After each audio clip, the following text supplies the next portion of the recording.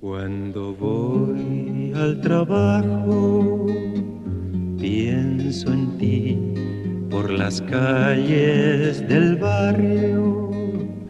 Pienso en ti cuando miro los rostros tras el vidrio empañado, sin saber quiénes son, dónde van. Pienso en ti, mi vida, pienso en ti. Buenas tardes a todos y todos. Estamos al aire en transmisión en vivo por el canal comunitario Chaya TV, por la señal 47.1 y por nuestras redes sociales. Y bueno, antes que todo, queremos recordar hoy, 1 de mayo, y en su honor va este programa también, a nuestra compañera Francisca Sandoval, reportera del canal comunitario Señal 3 La Victoria, que un día como hoy, el año 2022, fue herida por un disparo ejecutado por Marcelo Naranjo, un presunto vendedor ambulante del barrio Meix en Santiago. Ese lamentable hecho, días después, le produciría la muerte a Francisca, lamentablemente. En la actualidad, el asesino Marcelo Naranjo se encuentra desde el año pasado cumpliendo condena por 30 años en la cárcel. Y en ese sentido, con Francisca Sandoval en la memoria, hoy, desde el corazón de la población San José de la ciudad de Arica, damos inicio a nuestro programa especial por el mes de la clase trabajadora en marcha, preparado con mucho cariño por el equipo técnico y creativo del canal comunitario Chaya TV. Tendremos una instancia semanal durante el mes de mayo en donde vamos a abordar distintas temáticas en torno al mundo del trabajo en nuestro país y en particular en nuestra región de Arica y Parinacota. Desde los inicios del siglo XX chileno, la lucha del movimiento obrero estuvo marcada con fuerza por la mejora de sus condiciones de vida y por mejoras laborales.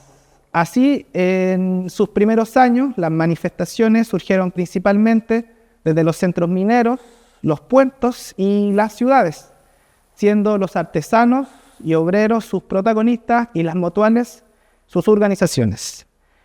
Tan solo en los primeros años del siglo pasado hubieron alrededor de 200 huelgas obreras, entre las cuales se encuentra la huelga portaria de Valparaíso, la huelga de la carne en Santiago y la masacre de la Escuela Santa María de Iquique. Con posterioridad a dichos hechos, pero en concordancia con los anhelos de unidad y aprendizajes propios de la lucha, se funda la Federación Obrera de Chile y unos años más tarde el Partido Obrero Socialista con Luis Emilio Recabarren a la cabeza. Contexto en el cual se van contagiando de mayor densidad ideológica las múltiples organizaciones sindicales que comienzan a florecer a lo largo y ancho del país. Y empiezan de alguna u otra manera a lograr sus primeras demandas, conquistas, en torno al derecho a descanso dominical, a las mejoras de las viviendas de obreras y las leyes de accidente del trabajo. Con posterioridad se funda la Confederación Nacional de Trabajadores y la Confederación Nacional de Sindicatos, hasta que en el 34, y ante la cruda represión del gobierno de Arturo Alessandri, se organizó el Congreso de Unidad Sindical, del cual surgió la Confederación de Trabajadores de Chile, organización antecedora de la CUT de Clotario Blest, fundada en el 38 como Central Única de Trabajadores. Pero como lo hemos visto, no hubo solo ganancias, sino más bien muchas derrotas y muchos golpes. A la matanza de la Escuela Santa María de Iquique se le suman muchas otras lamentables matanzas más. La historia del movimiento obrero ha sido de lucha, solidaridad y unión, pero también de persecución, represión y muerte. Lo que da cuenta de la importancia que va tomando el movimiento sindical y el movimiento obrero en la historia y en el desarrollo de la historia de nuestro país a lo largo del siglo XX y su incansable lucha por la justicia social, la igualdad, las mejoras laborales y los derechos humanos. Hoy, en nuestro programa especial En Marcha, nos reunimos para conversar, para recordar, para reflexionar sobre este y otros temas relacionados a la historia y los desafíos que enfrenta el movimiento sindical en nuestro tiempo. Y para ello estamos con Arturo Concha, profesor de Historia, relator de escuelas sindicales y además presidente de la Federación Nacional de Sindicatos de Colegios Particulares, FESICOP, y que hoy nos acompaña en nuestro canal comunitario. ¿Cómo está, Arturo? Encantado, Miguel, de saludarte, de saludarlo a todos y a todas quienes hacen posible este canal comunitario.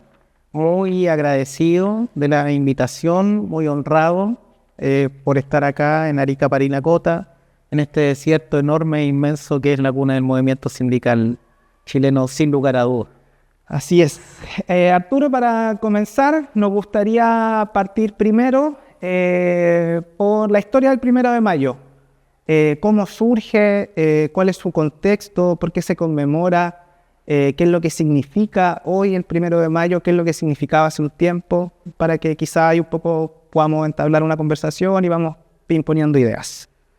Bueno, el 1 de mayo lo podemos situar efectivamente y cronológicamente en el año 1886, a fines del siglo XIX, con una clase obrera tremendamente golpeada, con la inexistencia de derechos sociales y laborales en Europa Central y, por cierto, en Chile.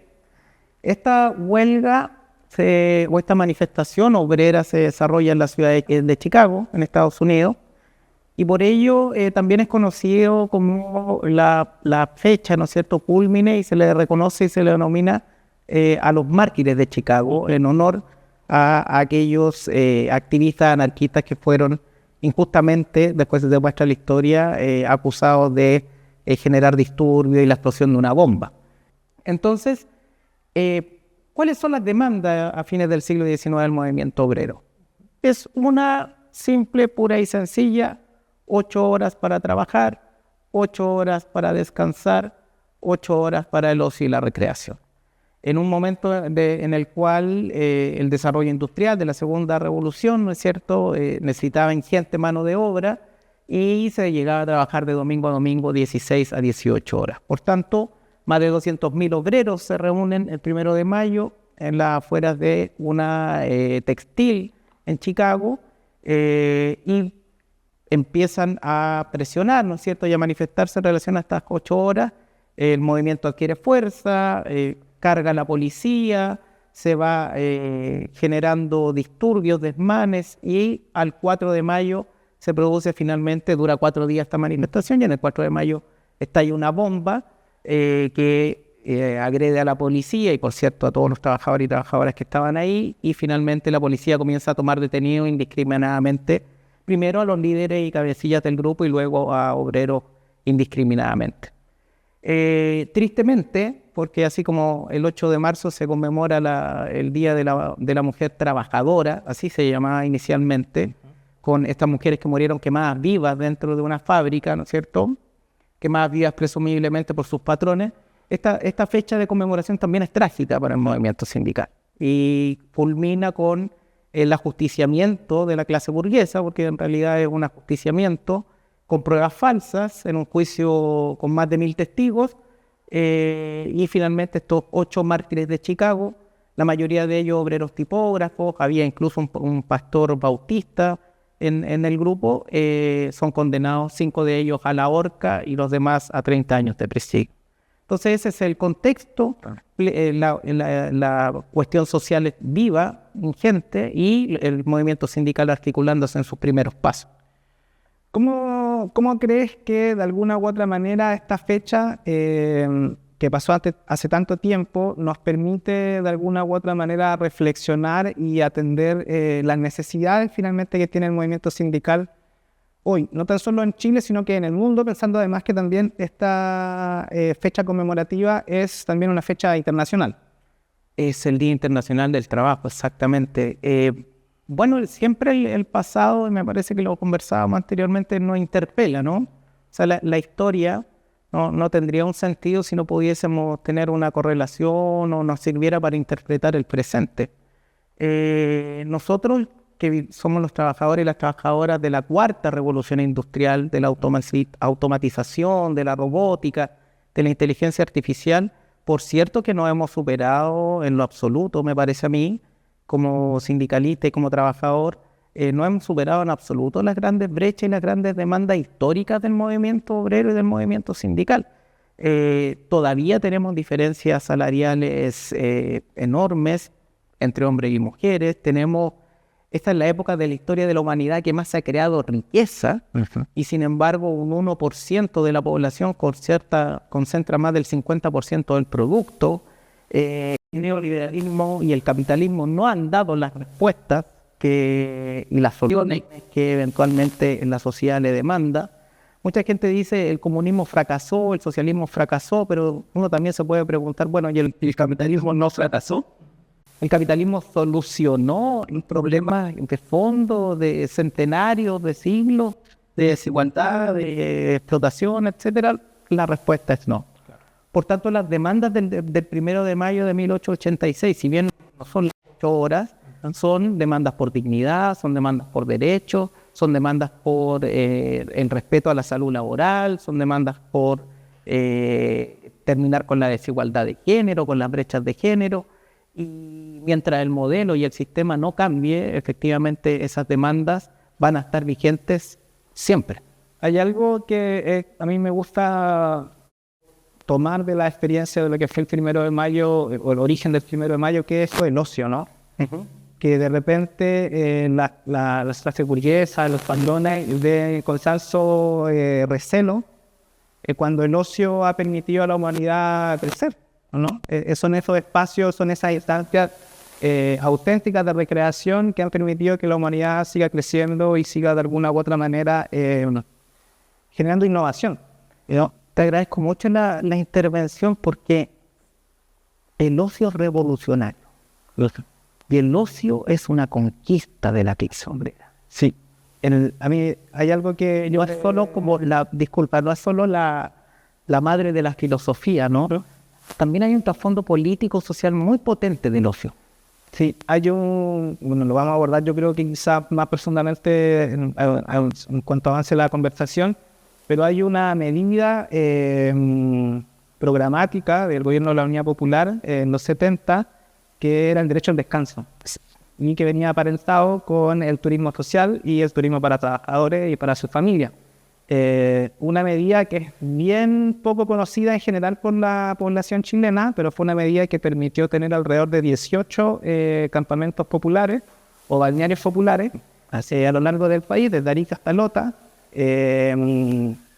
con un diseño además arquitectónico pensado para la familia chilena o para el contexto de lo comunitario, donde además también se incluía el derecho al descanso de la mujer, que tenía las posibilidades de desprenderse de labores de cuidado, porque finalmente la gestión del balneario popular contemplaba la posibilidad de que hubiera alguien que estuviera monitoreando a los niños más chicos, y por tanto la mujer también tenía posibilidad de acceder al descanso de sus labores de cuidado o sus labores domésticas más cotidianas.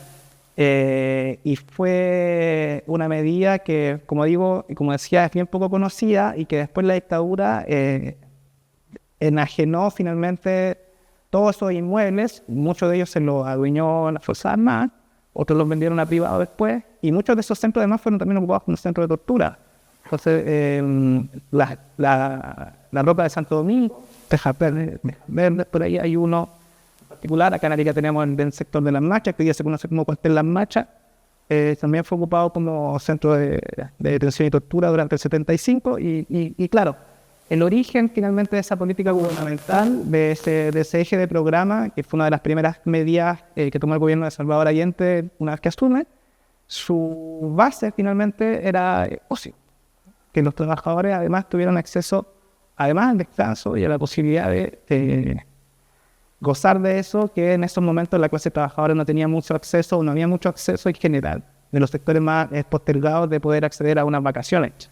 Era la gestión de esa instancia, los trabajadores podían acceder 15 días con su familia, iban rotando, algunos casos fueron administrados por la CUT, y eso permitía de alguna u otra manera también fortalecer la representación sindical. Dentro del descanso había charlas sindicales, había charlas también.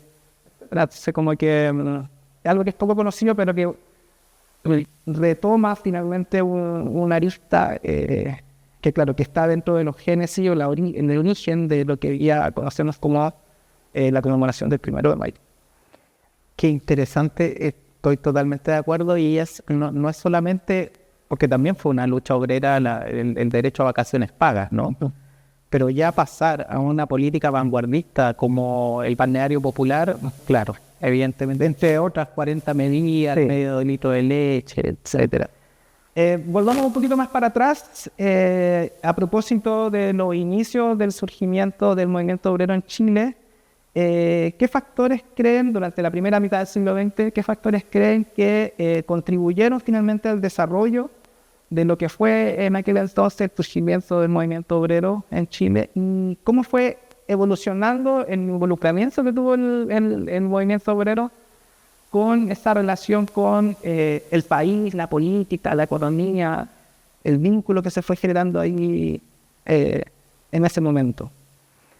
Bueno, hay que reiterar que el desierto, es decir, las salitreras y sus puertos, llámese Antofagasta, llámese Iquique,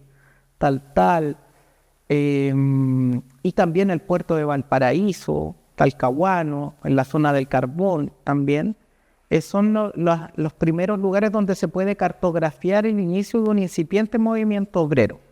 Acá en el norte, principalmente, que el norte siempre ha sido un referente para los que estudiamos el movimiento obrero, comenzaron con las mutualidades o mancomunales. ¿Y qué son las mutualidades? El término existe hasta el día de hoy. Es prestarse apoyo mutuo en caso de fallecimiento de un familiar o del padre de familia, de enfermedad grave o de un despido para tener una suerte de indemnización, etcétera. Pero el movimiento mutual, por decirlo de alguna manera, era un movimiento apolítico, ¿no? Sino que era un movimiento de colaboración, era un movimiento de apoyo, era un movimiento mutuo. Y como dices tú muy bien, eso se va transformando a medida que la clase explotadora va también generando mayores índices de opresión sobre los trabajadores. Y finalmente, estas mutuales, que son las bases, comienzan a ser también la base de lo que va a ser el sindicalismo, ¿ya? Y surgen sociedades de resistencia, por un lado, guiadas por anarquistas, que eran muy políticas y que tenían la tendencia y la claridad y el objetivo político de la destrucción del Estado, y otros sindicatos más ligados a la acción inicialmente, a inicios del siglo XX, de Luis Emilio Recabarren, que, como me imagino todos sabemos, es el gran articulador, el primer gran pensador y sobre todo el primer teórico de la organización obrera en Chile. No el único, pero sí uno de los más grandes, y cuyo concurso y cuyo esfuerzo finalmente permite, como tú mencionaste, la creación del Partido Obrero Socialista en 1912 y finalmente en 1922, después del triunfo de la Revolución Bolchevique, se transforma en el Partido Comunista de Chile. Entonces, si hacemos una cartografía, un mapeo claro, se parte con la mutualidad, con solucionar estas cosas cotidianas, las necesidades más básicas, si se quiere, y después se va avanzando en una elaboración de un sindicalismo que pudiésemos llamar sociopolítico, ¿cierto? Y ahí me engancho de la idea que dices tú de que los trabajadores, por intermedio de los sindicatos o representados por sindicatos, ya no solamente se transforman en trabajadores organizados, sino que finalmente comienzan a interpelar al Estado, claro, y comienzan a demandarle al Estado chileno mejora en sus condiciones de vida y sobre todo legislación que los protegiera de la explotación del capital. Claro, ahí es importante eso, porque de alguna u otra manera el movimiento sindical incipiente o el movimiento obrero incipiente empieza de alguna u otra manera a autorreconocerse como sujeto histórico con posibilidad de transformar su realidad y demandando al Estado. Ya en la segunda mitad del siglo XX, esa incipiente generación de conciencia se consolida mucho más, ¿no? Ya alrededor del 30 nos encontramos con la CUT de Clotario Blest, con una densidad ideológica mucho más profunda de lo que venía en la primera mitad del siglo XX. Eso les permite de alguna u otra manera, como organizaciones sindicales, ser unos actores súper importantes en el devenir político del país, no tan solo desde su vereda gremial, por así decirlo, entre comillas, sino que también siguiendo en los gobiernos que van alcanzando. El poder, en ese caso, pasa un poco con lo que fue el Frente Popular, y yo creo que el espacio más culmine en esa relación se logra con la Unidad Popular y la asunción de Allende al gobierno en el 70. Que ahí la CUT juega un papel súper importante, o el movimiento de trabajadores, el movimiento obrero sindical juega un papel súper importante, que de alguna u otra manera se refleja tanto en el programa como en lo que comenzábamos hace un rato, y su desarrollo hacia lo sindical o hacia el mundo popular obrero, pero también en la defensa del programa, en las acciones de defensa, en la propaganda también del programa mismo y del gobierno. ¿Qué nos podrías comentar de ese periodo, que es un poco la segunda mitad del siglo XX? Y en ese sentido, ¿cómo visualizas en la actualidad la posibilidad de desarrollar este nivel de autoconciencia, de trabajo y de la clase trabajadora como actor histórico de secretos? Oye, una pregunta compleja. Vamos a tratar de desarrollarla un poco. Yo diría que la segunda mitad del siglo XX, hasta el golpe de Estado naturalmente, es una suerte de época dorada del movimiento sindical. Si bien es cierto, la desaparición física de Luis Emilio Recabarren en el 1924 fue un golpe durísimo para el movimiento obrero, en la década del 40 y en la década del 50 sobre todo va a surgir la figura señera de Clotario Blest Ruiz, ¿bien? Que de una u otra manera va a tomar las banderas de estos 50, 60 años, 80 años de lucha sindical y de lucha obrera, y la va a llevar a un nuevo nivel de organización o organizativo. También tú tienes toda la razón cuando mencionas la madurez ideológica del movimiento sindical. No olvidemos que en 1922 se crea el Partido Comunista de Chile, en 1933 se crea el Partido Socialista de Chile después de una experiencia de la República Socialista de 12 días, y el movimiento sindical chileno está muy asociado a los partidos políticos de izquierda. Y los trabajadores se constituyen en la vanguardia política de esos partidos, ¿ya? Y los dirigentes sindicales son miembros fundamentales incluso del Comité Central, del Politburó, de la dirección de esos partidos de izquierda. Y el Partido Comunista y el Partido Socialista comienzan a disputar los espacios de representación como la Central Única de Trabajadores. Y también Clotario Blest funda en la década del 50 la ANEF, ¿no es cierto?, la Asociación Nacional de Empleados Fiscales. Después de mucho trabajo, de mucho devenir, ¿no es cierto?, mucho problema, finalmente Clotario Blest logra la unidad de trabajadores del sector público. No la forma como sindicato, porque la Constitución del 25 se prohibía, sino que lo forma como una asociación, ¿ya?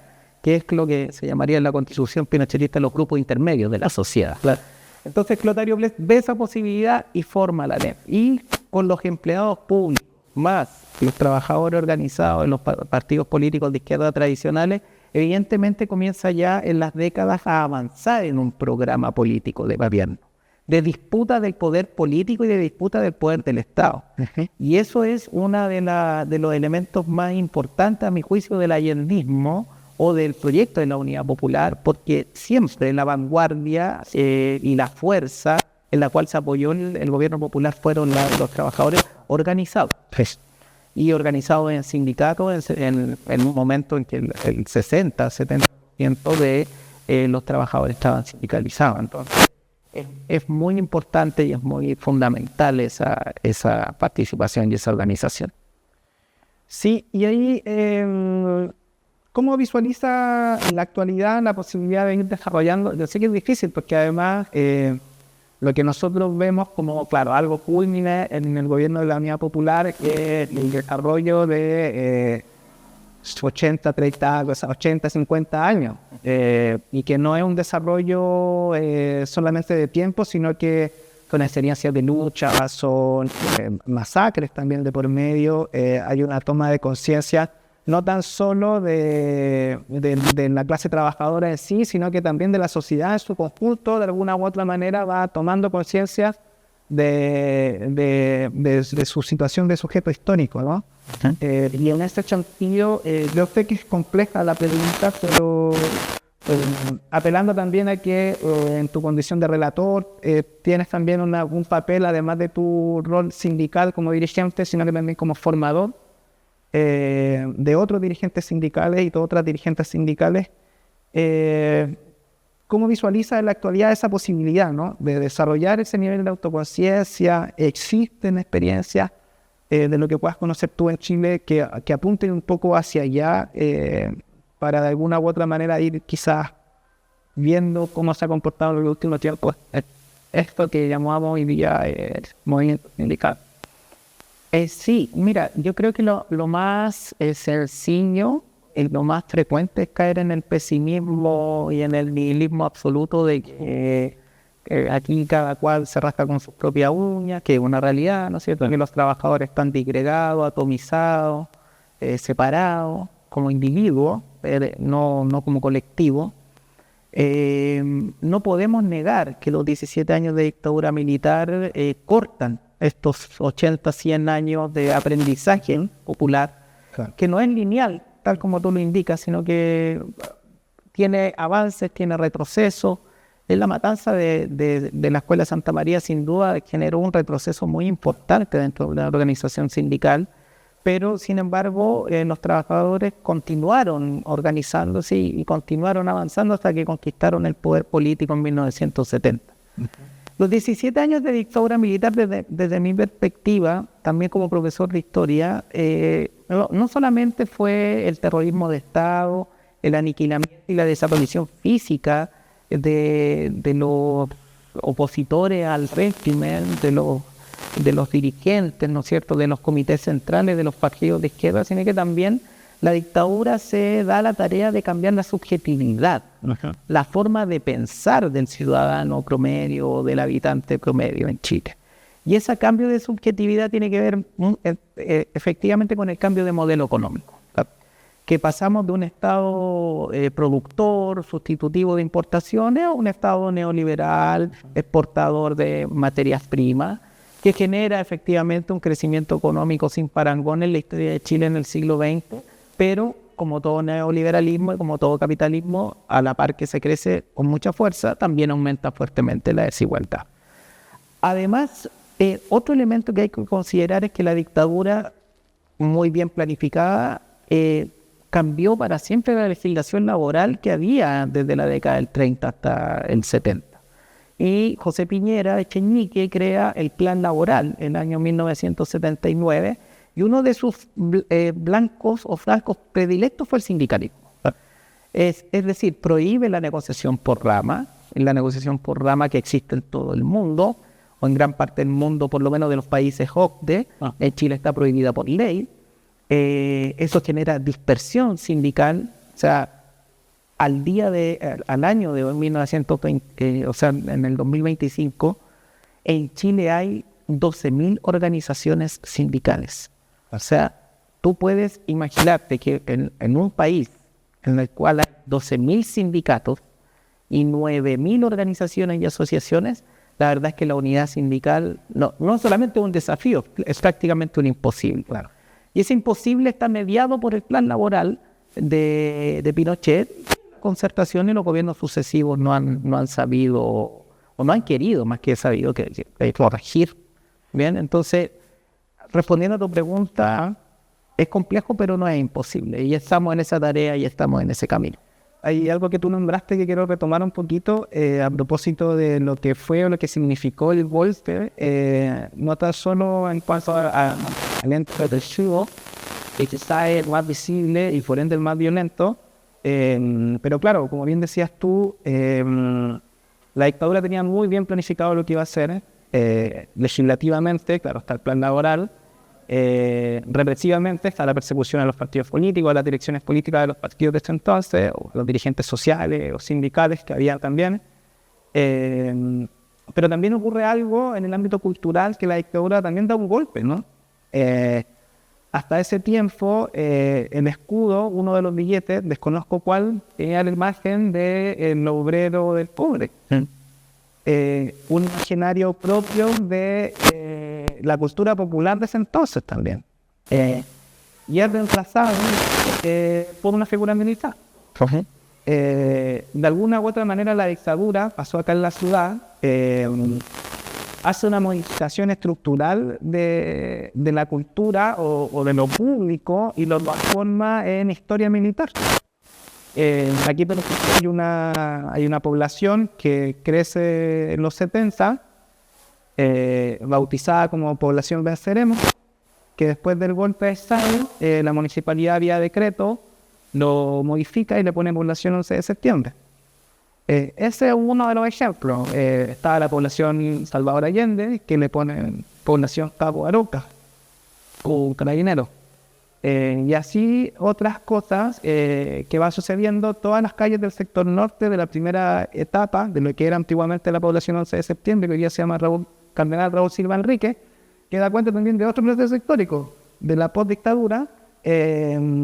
Todos son nombres de sargentos, militares, etc. Entonces, claro, la dictadura no tan solo fue represión y cambio del modelo económico, sino que también fue un golpe gigante que afecta hasta el día de hoy en torno a los objetivos. Y ahí hay una pelea muy grande que yo creo que las izquierdas no han sabido dar del todo hablándole a la masa, ¿no? Yo creo que ahí hay una deuda bien importante. A propósito del golpe y a propósito de lo que hemos estado conversando,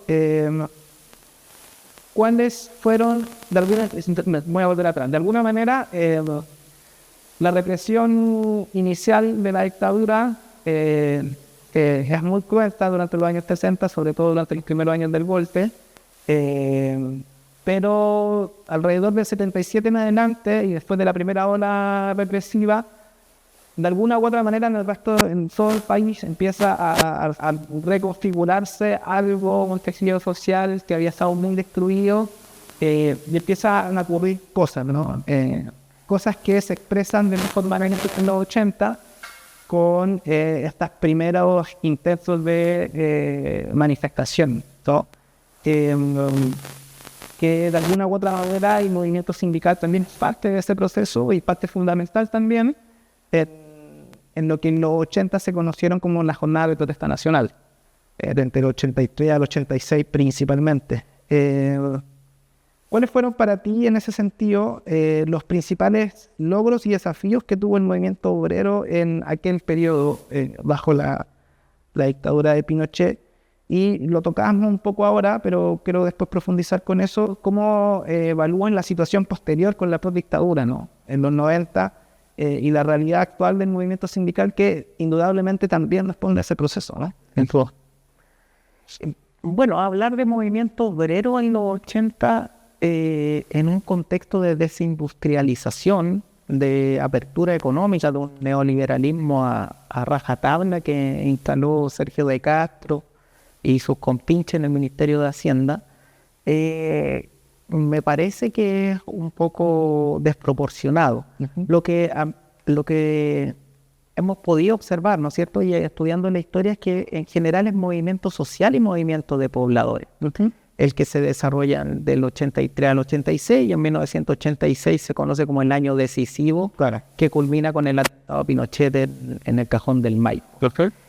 Pero sin embargo, a pesar de una clase obrera debilitada, de un proceso de desindustrialización, es un sindicato minero justamente el que llama a la primera protesta nacional, que es la Confederación de Trabajadores del Cobre, con Seguel, ¿no es cierto?, con Rodolfo Seguel, quien era su presidente, en el mes de junio, si mal no recuerdo, y esa llamada a paralización nacional es acogida por todo Chile, literalmente todo Chile, y se inician las jornadas de protesta, que son una universidad inusitada. Recordemos que el año 84, la crisis económica del 85 campea en Chile, un 25% de desocupación, ollas comunes, represión, asesinato en las mismas manifestaciones.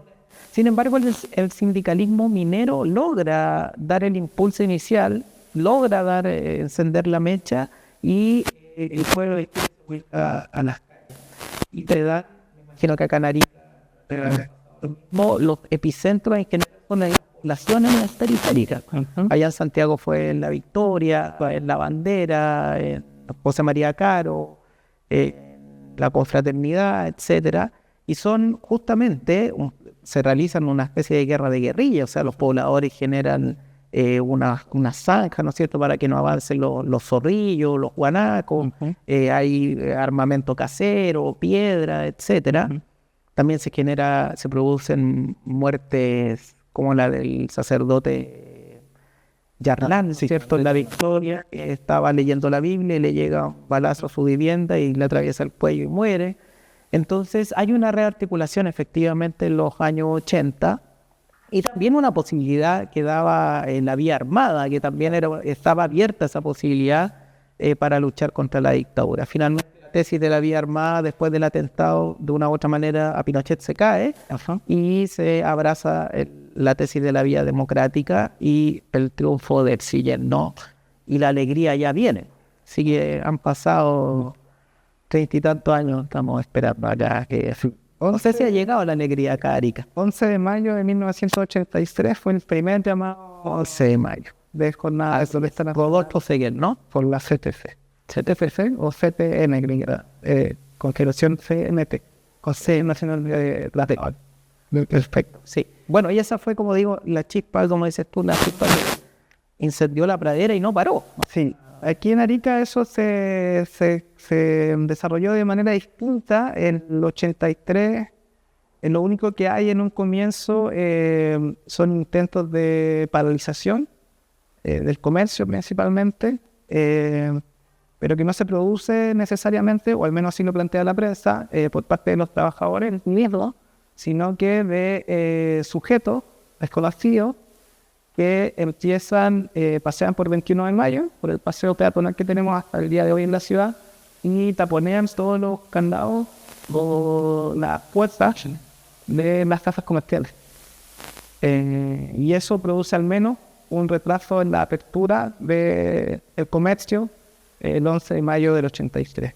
De ahí en adelante hasta el 84 sucede poco públicamente, pero tras bambalinas hay algo que se va cocinando de alguna manera, que explota con fuerza el 84, y yo creo que tiene su experiencia más potente en cuanto a lucha callejera el 30 de octubre del 84, principalmente aquí en la Rotonda de Tucapel y en la población San José. De hecho, en ese contexto fallece, alcanzado por una bala, un poblador de 17 años, Luis Contreras Oviedo, que era un trabajador de una panadería y estudiante de la nocturna, poblador de la población Chile, que es aledaña a la población San José, donde nos encontramos hoy día. Y el 86, para el paro de julio, es otro de los hechos que aquí en la ciudad marcan como momentos de violencia callejera y de enfrentamientos súper fuertes. Pero para seguir un poco en el camino y en la conversa, adentrémonos en esto de la postdictadura, ¿no? Cómo de alguna u otra manera los gobiernos de la postdictadura, y esta idea de la alegría ya viene, que no sucede, ¿qué medidas toman ellos desde el gobierno a propósito de la herencia que nos había dejado la dictadura en torno a lo sindical? ¿Cuáles son esas medidas? ¿Se toman medidas efectivamente o no se toman medidas? ¿O son medidas que de alguna u otra manera buscan seguir manteniendo encapsulada esta posibilidad de movilización o de lucha desde el mundo sindical? Sí, mira, la verdad es que sí, es conocida en la historiografía como la transición pactada a la democracia. sea, ese es el rótulo con el cual algunos historiadores se refieren a ese periodo, que es el año 88, 89 y el 11 de marzo del 90 cuando Patricio Elwin Azócar asume el poder. Por lo tanto, el pacto transicional implica no tocar la Constitución de 1980. Claro. Bien, y la Constitución de 1980 es la columna vertebral del sistema jurídico, político, social, económico, educativo, de salud, ¿no es cierto?, que nos rige de una u otra manera hasta el día. En el ámbito de ahora, el plan de José Piñera no se toca hasta, yo diría que las reformas más significativas al plan de Piñera en el segundo gobierno de Michelle Bachelet. O sea, piensa tú en el año 2016. Han casi más de 25 años para poder recién llegar y tocar ciertos elementos.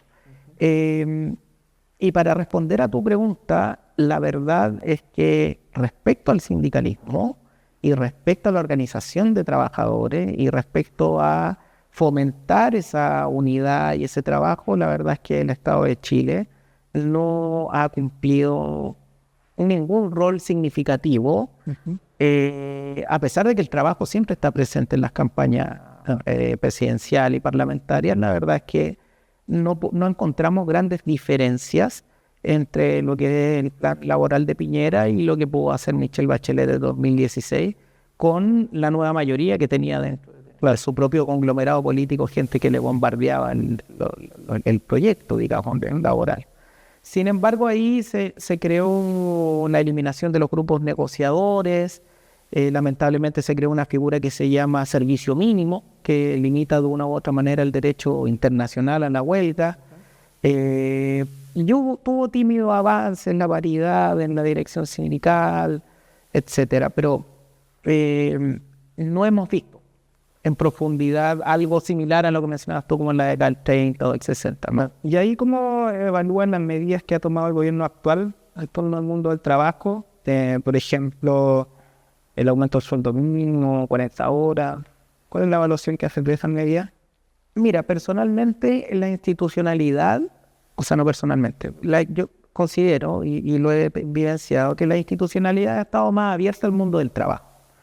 Ha habido más diálogo social, hay las autoridades del trabajo, subsecretarías, Seremi, reciben a los gremios, reciben a los sindicatos, hay un diálogo permanente. En la ley de 40 horas es una, sin duda, sin embargo, hubo varias empresas que aplicaron la ley a su antojo. Lo sé con conocimiento de causa, porque en mi colegio quisieron aplicar la ley de 40 horas descontando de a 12 minutos de lunes a viernes y así sumar 60. Afortunadamente, como tenemos un sindicato fuerte, eso no fue posible. Pero ha habido por lo menos una preocupación.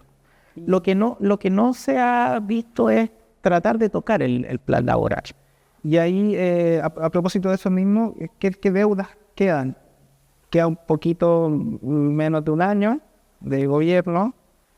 ¿Qué deudas se mantienen con el mundo del trabajo y los sindicales? La verdad es que estamos esperando el 1 de junio para que el presidente de la República anuncie el envío de la negociación multinivel, porque al empresariado chileno le gusta hablar de ramal, entonces hay que cambiar el lenguaje y decirle multinivel. Que sería, sin duda, un avance para poder establecer un piso mínimo para los trabajadores separados por rubros, construcción, comercio, retail, banco, educación, etcétera. Y la negociación ramal permitiría potenciar, sin duda, el sindicalismo, porque en los países en los cuales hay negociación ramal, la distribución de la riqueza es mayor y la desigualdad tiende a disminuir. Y eso es una deuda pendiente hace mucho tiempo. Y ahí, a propósito de que nos salimos un poco de Chile y empezamos a mirar el mundo, a propósito de las guerras comerciales, el ascenso de la derecha más radical a estados poderosos del mundo como Estados Unidos, o más pequeños en Latinoamérica mismo como en Argentina, ¿cómo crees que podría impactar ese contexto mundial en el comportamiento del sindicalismo y el mundo del trabajo en Chile? Mira, un amigo una vez me dijo que, para descansar, era muy joven cuando falleció, que Chile era la Corea del Norte del neoliberalismo. Era filósofo él. Y la verdad es que si asume el neofascismo en Chile, en términos laborales, yo no sé realmente qué tanto es lo que cambiaría estructuralmente. A no ser esos gobiernos neofascistas, como lo hacen, comiencen a recortar derechos, ¿cierto? Como los históricos, como son capaces de recortar la sala cuna, los postnatales, etcétera. Es una amenaza latente, sin duda. Pero también hay que ser consciente y ser transparente en decir que hay la masa laboral, una parte importante, vota a la derecha radical.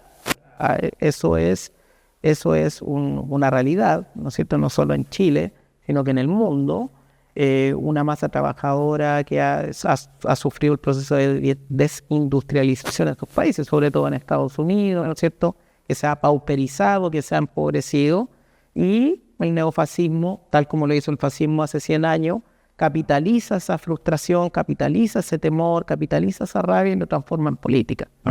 Es lo que pasa finalmente después con esos países que terminan al borde del precipicio. Pensemos en Bolsonaro en Brasil, actualmente Milei en Argentina, y las tonterías que está haciendo Donald Trump en Estados Unidos, que ha tenido que incluso recular con los aranceles hacia China porque es imposible matemáticamente lo que propone. Entonces, es un peligro latente y un peligro real, sí, sin duda. Y en este contexto, en donde además también vemos la emergencia de la innovación tecnológica, la digitalización, la inteligencia artificial, que hoy está muy en boga también, cómo el mundo del trabajo y los sindicatos enfrentan, de buena manera pensando para ellos, como sindicatos, este contexto, ¿no? La innovación, la inteligencia artificial, que hoy está muy en boga, como contaba un rato. Sí, mira, si tú te fijas, tal vez tenemos edades similares y recuerdas en el supermercado existía el trabajador o trabajadora que te pesaba el pan, existía el carnicero, estaba el sector de pescadería. Y yo he trabajado mucho con los sindicatos y federaciones de Walmart en general, y el proceso de automatización y robotización fue en los supermercados donde se vio violentamente la irrupción. Entonces la cantidad de cajeros y de trabajadores y trabajadoras despedidos fue muy brutal en ese sector. O sea, yo te diría más de casi un 70% de despido, de reducción de la planta, y quedaron funcionando con lo mínimo. Y de una u otra manera los consumidores nos hemos ido acostumbrando a pesar nosotros, a pagar nosotros con la tarjeta. Incluso en mi época existía el noble oficio del joven que te ayudaba con la consa, el empaque, y que se pagaba los estudios con eso, a ese nivel, y ya nada de eso existe, pareciera que es la prehistoria. Como te decía también, estamos asistiendo a la cuarta revolución industrial. No es la primera vez que los trabajadores organizados se van a enfrentar a un cambio radical. Recordemos que en la primera revolución con la máquina a vapor hubo un grupo de trabajadores del campo que se llamaban los ludistas, que pensaban que destruyendo las máquinas podían detener el proceso de revolución. Son interesantes los ludistas porque también destruían, además de destruir las máquinas en la fábrica, destruían los relojes. Destruían la concepción del tiempo de la burguesía. Entonces, evidentemente, 200 años después, destruir la inteligencia artificial o destruir el marcador automático no es la forma. Y la tendencia, por lo menos de la OIT y de las centrales sindicales y de la Dirección del Trabajo, el Ministerio, no solo en la reconversión, sino que también es tratar de girar el modelo de desarrollo hacia un modelo de desarrollo que sea más sustentable, la famosa y denominada economía verde. Y la economía verde, la descarbonización y esa transición energética podrá destruir puestos de trabajo, que pueden ser millones, pero también puede crear millones de puestos de trabajo. Entonces la historia de la humanidad desaparecieron los sastres, desaparecieron los zapateros, los sombrereros, pero aparecieron los Uber, aparecieron los Rappi, aparecieron los... Entonces, lo importante acá es tener claro cómo nos vamos a organizar para asumir esos desafíos, claro, en términos de cesantía, en términos de capacitación, y cómo vamos a lograr que los trabajadores tengan más dignidad y más derechos. Y ahí es fundamental que finalmente los trabajadores entiendan que tener un sindicato fuerte les permite enfrentar de mejor manera este conflicto. Sí, sin duda. O sea, si tú piensas que una IA como Gemini, por ejemplo, de Google puede hacer un reporte en 2 minutos, o puede hacer una presentación de PowerPoint a los profes, ¿no? Que claro que lo podemos ocupar, que nos tomaba 3 horas, una IA lo puede hacer en 5 minutos. Claro, es un gran avance. Ahora sí, el capital, como históricamente lo han hecho, van a usar la tecnología para recortar puestos de trabajo y recortar salarios. Ahí tiene que estar la organización de frente. Sí, para ir terminando, Arturo, hay una situación que ocurrió hace unos días, además que tú vienes del mundo de la educación, en cierta dirigente, eres presidente, estábamos en el comienzo de la Federación Nacional de Sindicatos de Colegios Particulares. ¿Qué genera esa reforma constitucional que se encuentra actualmente en tramitación de la Comisión de Constitución del Congreso y que busca, y aquí abro comillas, declarar la educación parvularia, básica y media como un servicio esencial y, por tanto, sancionar a quienes promuevan, participen u organicen paralizaciones contrarias a la ley? ¿Qué te genera esa...?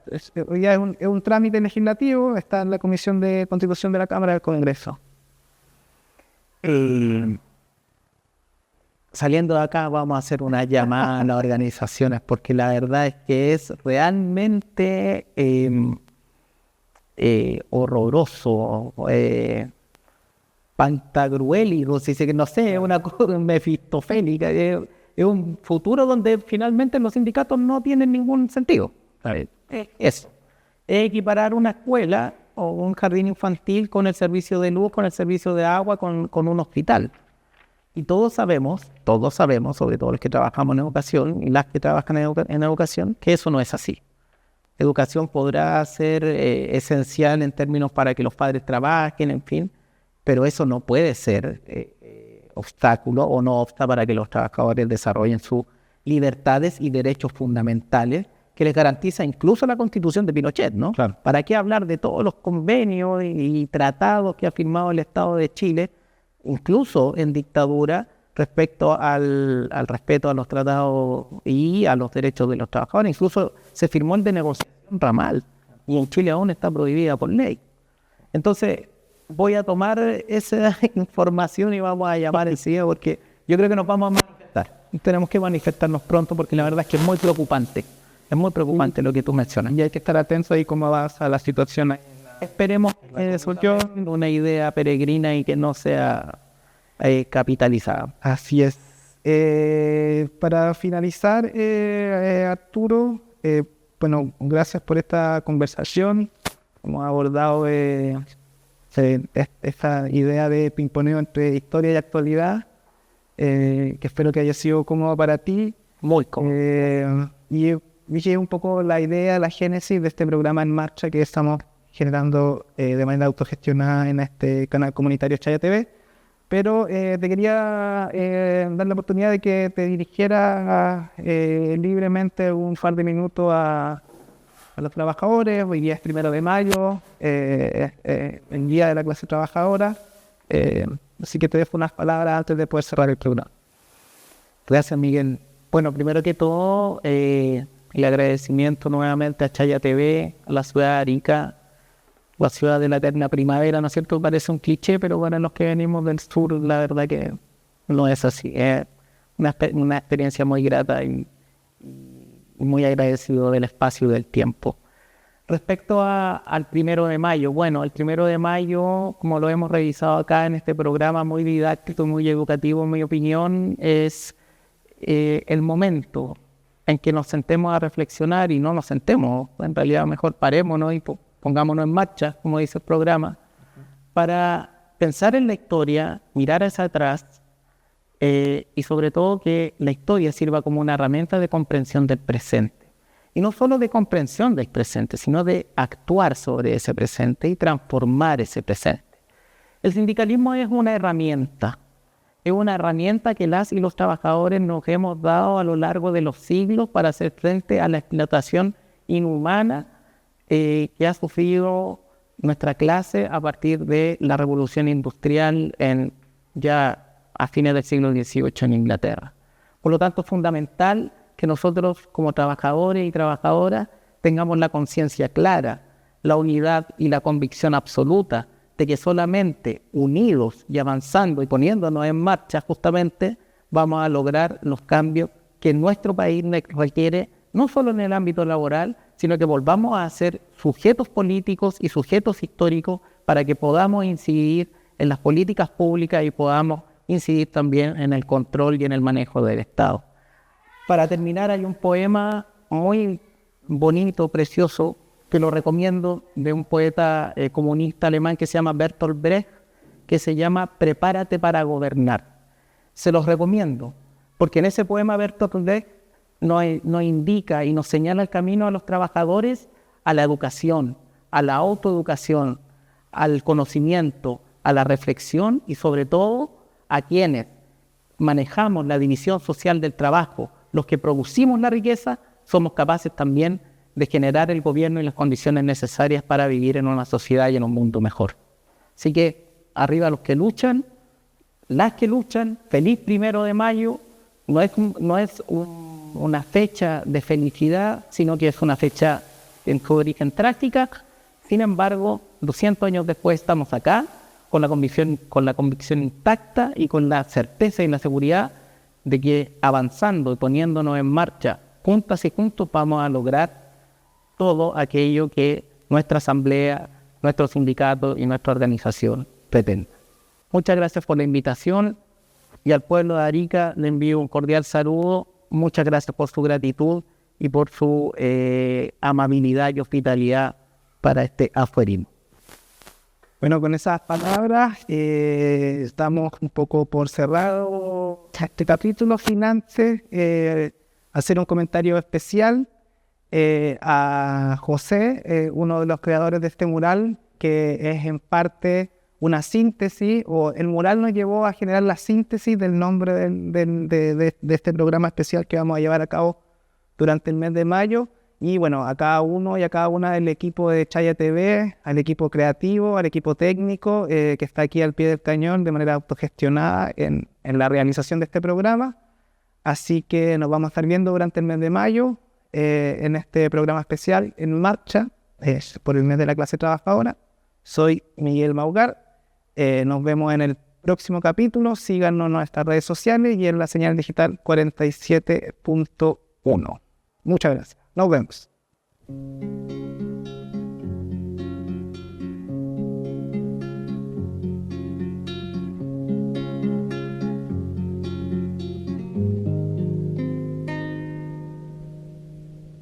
Cuando voy al trabajo, pienso en ti por las calles del barrio, pienso en ti cuando miro los rostros tras el vidrio empañado, sin saber quiénes son, dónde van.